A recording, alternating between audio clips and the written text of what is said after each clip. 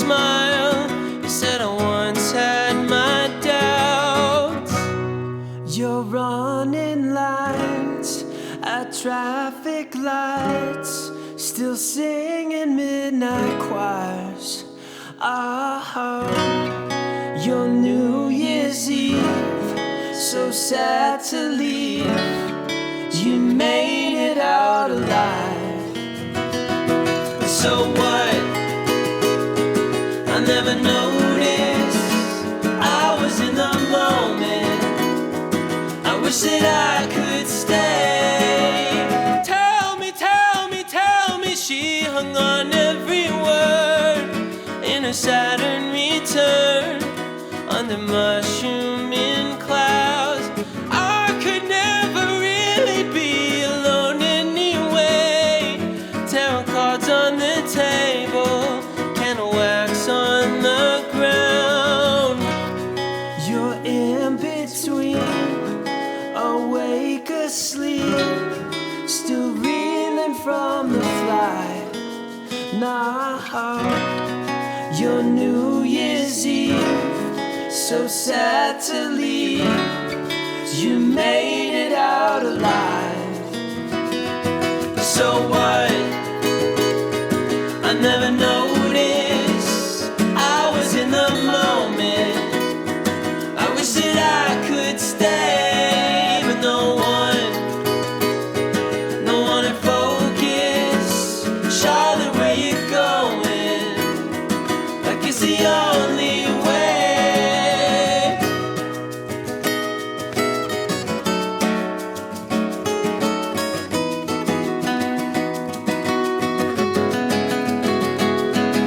So what? I never noticed. I was in the moment. I wish that I could stay, but no one in focus. Charlotte, where you going? Like it's the only way.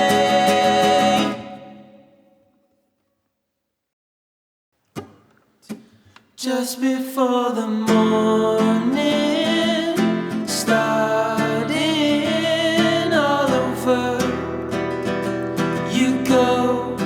Just before the morning starting all over, you go. Always on your mind, soon as you wake, till you close your eyes.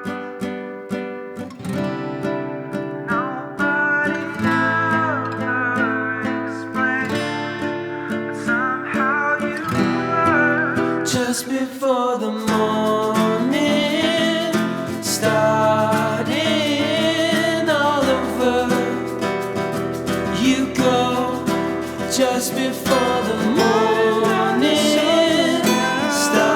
starting all over, you go.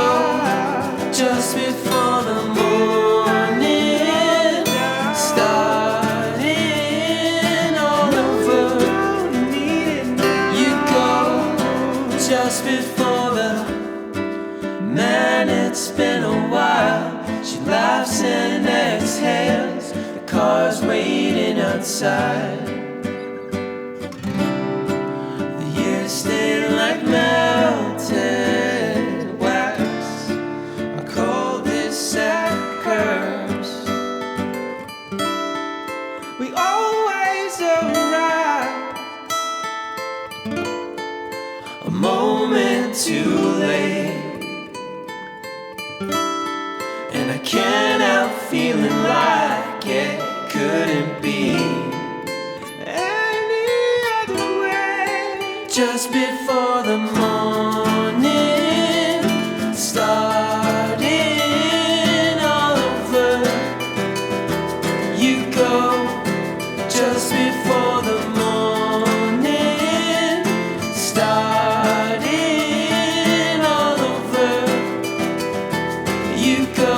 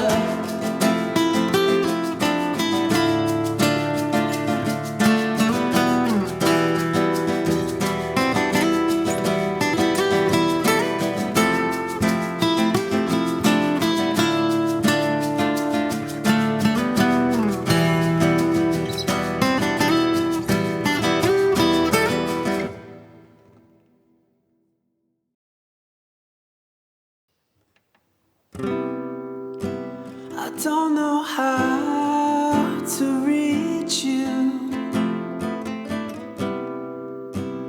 Is there nothing I can say?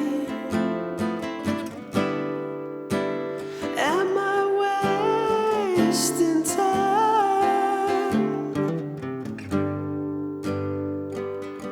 Am I getting nowhere? So tell me where to meet you.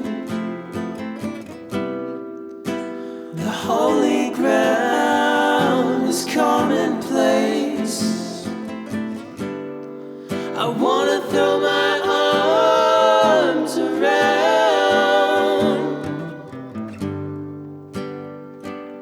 and say it's been a long day.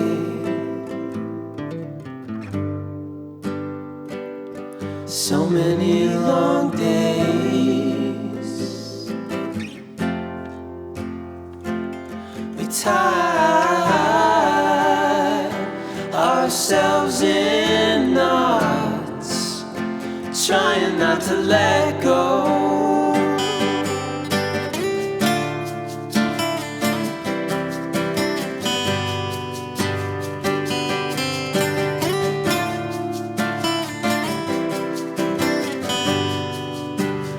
And the sun is out,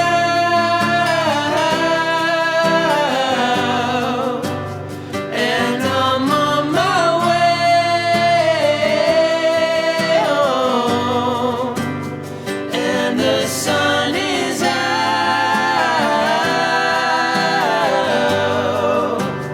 and I'm on my way home. And the sun is out,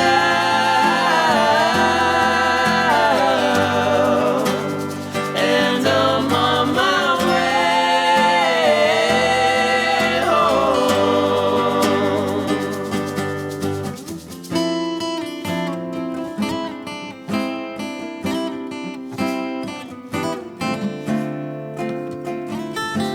But only when the skies are filled with clouds are they called heavens.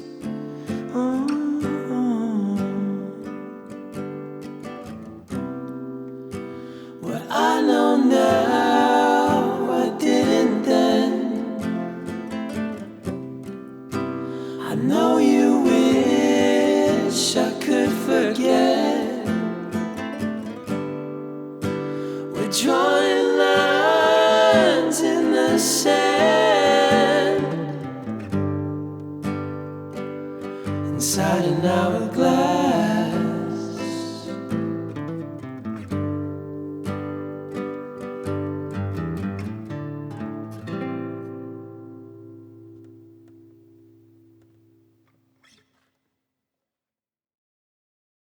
Hey, what's up? I'm Ayisha Jaffer here from The Current, and I'm hanging out with Taylor, Ryan, and Kelsey from Local Natives. Thanks for being here. Thank you for having us. So last year around this time, you guys performed at First Avenue, and you're back kicking off your tour here tonight. Is there something about Minnesota that just keeps coming back? We have to always come back to Minnesota. Yes. This is like, we've been touring here ever since we started, and yeah, it's totally like in our top favorite places to come to. So it's a really great place to start the tour, and yeah, always happy to be back. We don't usually come every year. That's a lot. I just want us to get the star on First Ave's wall. It's like we don't play every year. It's like a punch card at like a Subway sandwich thing. Yeah, if you play 10 years in a row, you get the 11th star. Yeah. Okay, so you heard it here. Local Natives wants a star. Well, it's so exciting. You guys have your 5th studio album out now, Time Will Wait for No One. And I know this wasn't like an easy album to make. There was a lot of transitions, families being made, and then being in each other's business to like not talking to each other for a long time. So I'm just wondering, like, what was it? Was it a moment or just a series of things that made you guys choose to keep pushing forward and making new music together? I mean, we just have such a long history that it felt like, as bad as things got, it felt worth it to find a way forward.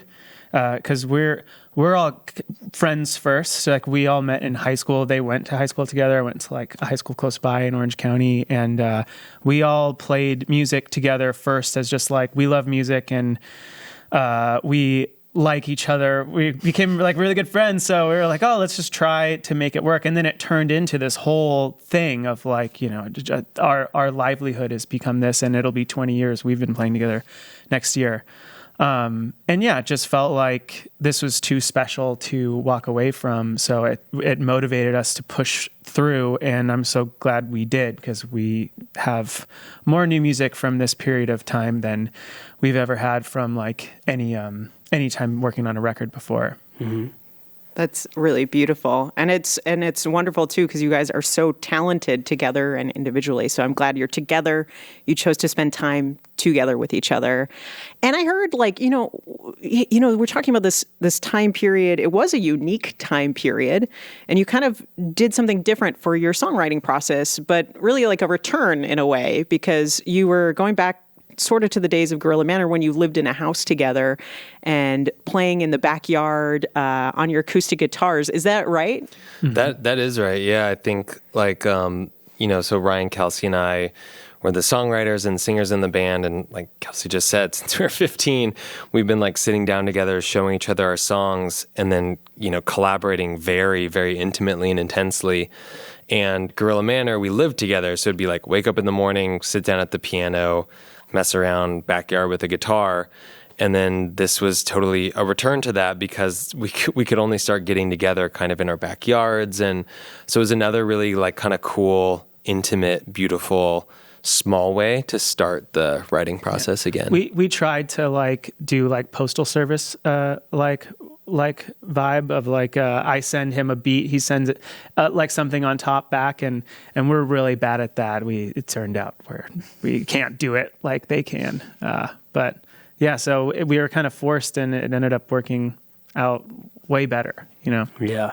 So better together, kind of together Yeah, in I the think same so, space. yeah. It's just our like way of connecting and being musicians in a physical space, in a room together. The energy of that, I think a lot of musicians do just work remotely or send stuff back and forth. But for us, there's a magic in being in a physical space and making something together that you really can't recreate in another way. Mm-hmm. And yeah, I think it's like vital to local natives' writing process. Was there anything else that was different or that you learned from kind of returning back to this process that you'll take into the future? How much time do we have? Like, we learned a lot. We learned a lot of things. Like, I think this time period, like for almost everybody on the planet, right, was this moment where life stopped and like everything with this huge reset button, and you had to take a look at your life, and sort of sometimes you're just coasting along with like the way that things are. And this was a really amazing moment to kind of like take stock, look in the mirror.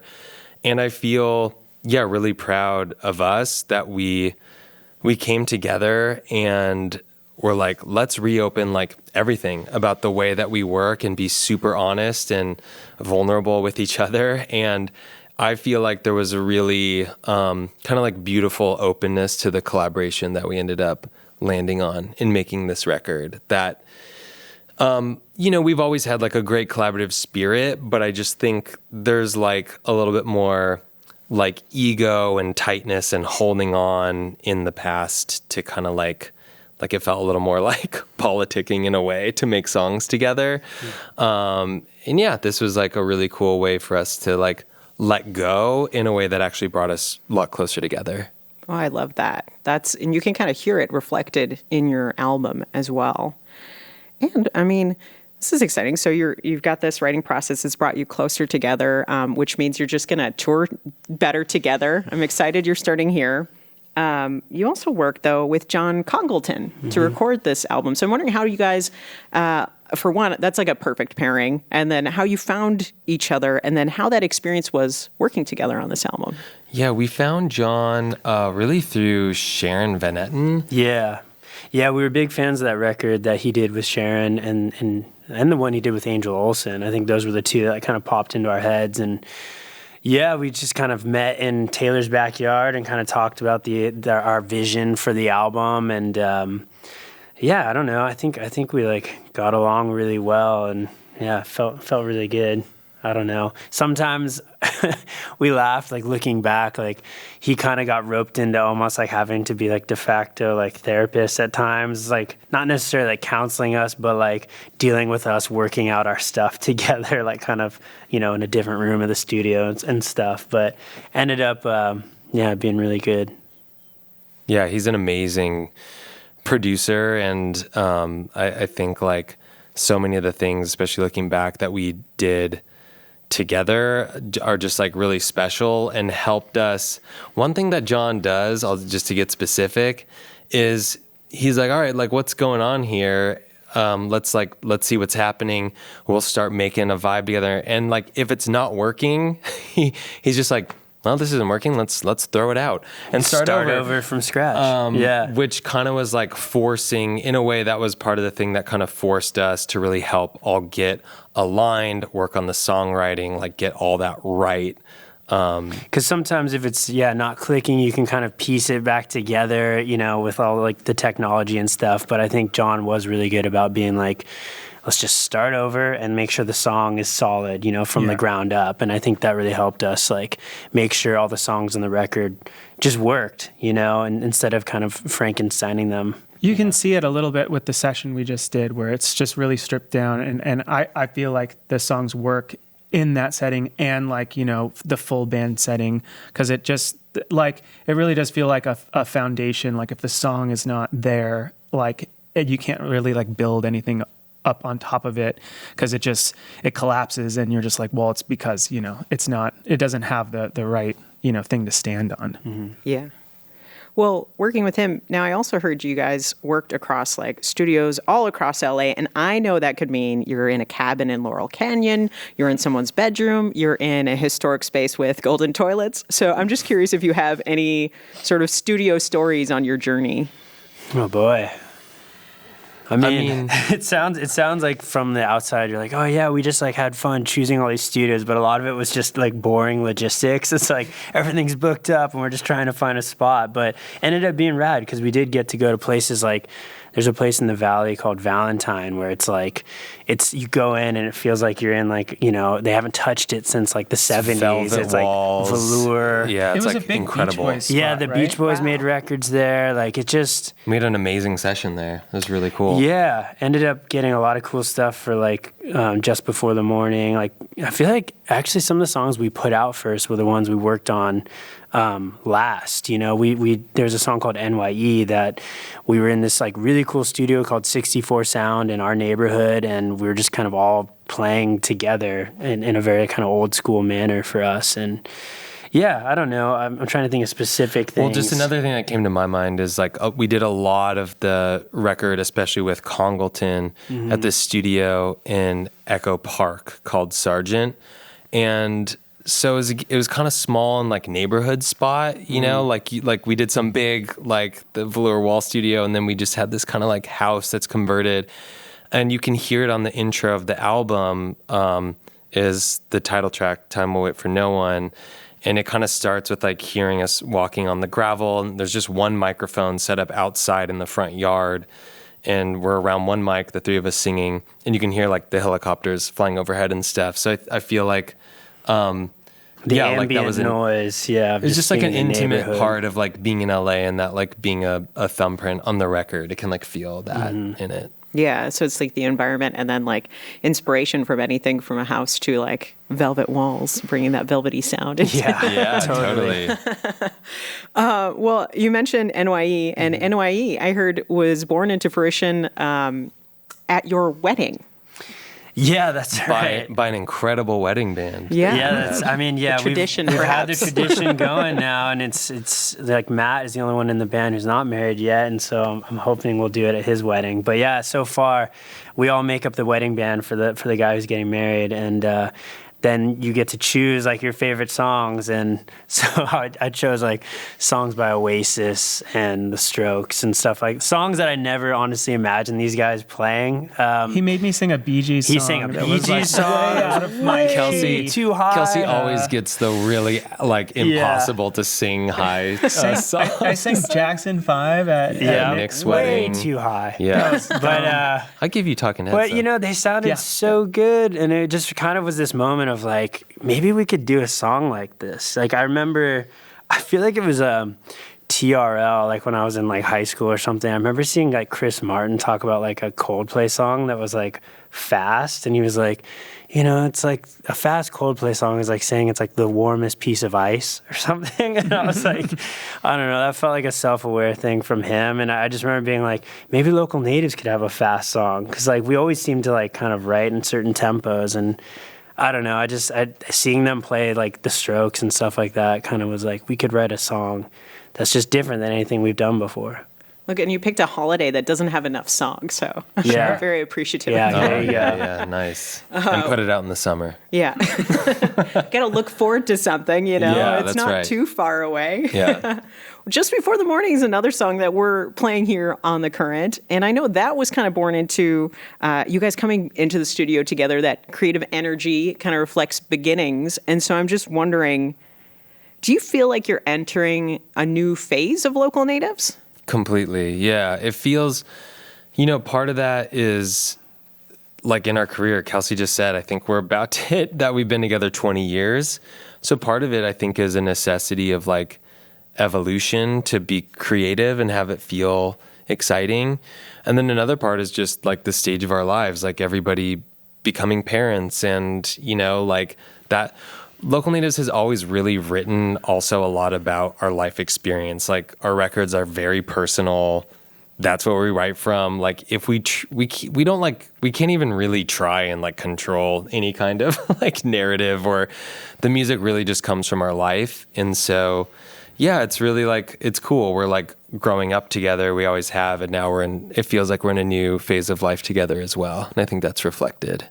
Well, and you mentioned before, Kelcey, about this is the era that has like the most amount of music that you've created together. Kind of this transition has kind of inspired this pile of music that you're sitting on. And I'm just wondering, is there anything we're allowed to know about I know you just dropped a new album, but is there anything else we can know about for the future? I think it's just that more new music is coming way sooner than normal for us. Mm-hmm. Honestly, this album was going to be a double album, but we decided to split it in half, and we're kind of finishing the second half right now. Okay, so we might see you every year then here in the Twin Cities. like I said, we're coming back next year for that star. Motivated to get the star, so I'm going to have us keep making more records. It's like the thirstiest. Yeah. The quality will go down. No, Kelcey, it's very earnest. I love it. More records out. No, I love it. Well, before I let you guys go, is there anything else you want our listeners to know? That we love you and keep having us back every single year. Thank you for that. Yeah. Well, Time Will Wait for No One is out now. It's waiting for you. Thank you so much, Local Natives, for hanging out with The Current. Thank you. Thank you. The Current is public media made possible thanks to member support.